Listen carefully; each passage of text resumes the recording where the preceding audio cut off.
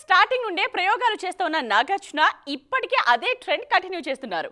Young generation జోరు చూపిస్తూ ఉండడంతో వాళ్లతో పోటీ పట్టం కన్నా కలుపుకుపోవడమే బెటర్ అని ఫీల్ అవుతున్నారు. అందుకే వరుసగా మల్టీ స్టారర్ సినిమాలను లైన్లో పెట్టేస్తున్నారు.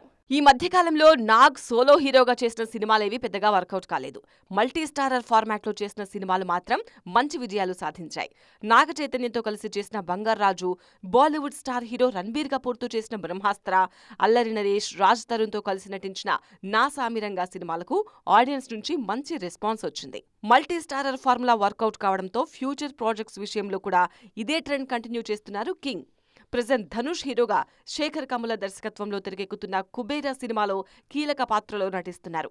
ఈ సినిమా టీజర్ లుక్ తోనే ఆడియన్స్ కు షాక్ ఇచ్చారు నాగ్. కోలీవుడ్ సూపర్ స్టార్ రజనీకాంత్ హీరోగా తెరకెక్కుతున్న కూలీ సినిమాలో నాగ్ కీలక పాత్రలో నటిస్తున్నారు. ఈ సినిమాలో లెంగ్తీ గెస్ట్ రోల్ చేస్తున్న నాగ్, లోకేష్ సినిమాటిక్ యూనివర్స్ లోకి ఎంట్రీ ఇస్తున్నారు. దీంతో ఈ యూనివర్స్ లో నాగ్ మరిన్ని సినిమాలు చేసే ఛాన్స్ ఉందన్న టాక్ వినిపిస్తోంది. బాలీవుడ్ లోనూ మరో క్రేజీ మల్టీ స్టారర్ కు నాగ్ గ్రీన్ సిగ్నల్ ఇచ్చారన్న టాక్ వినిపిస్తోంది. మున్నాబాయ్ సిరీస్ లో తెరకెక్కుతున్న థర్డ్ ఇన్స్టాల్మెంట్ లో నాగ్ గెస్ట్ రోల్ చేయబోతున్నారన్నది లేటెస్ట్ అప్డేట్.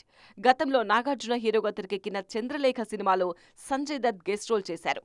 ఇప్పుడు రిటర్న్ గిఫ్ట్ గా సంజూ బాబా సినిమాలో నాగ్ గెస్ట్ రోల్ చేస్తున్నారు.